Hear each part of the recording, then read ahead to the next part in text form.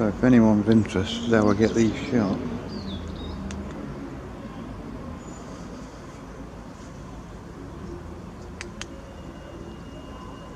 I bought this tripod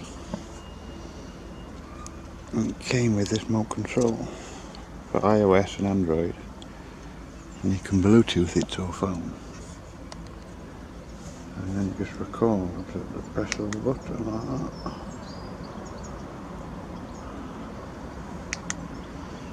And it works from 30 feet away, so you can stay out of the way.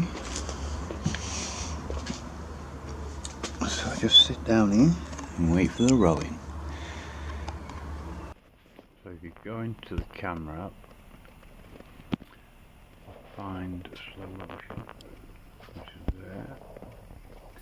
Go into the settings. You've got 120 frames per second and 480 frames per second.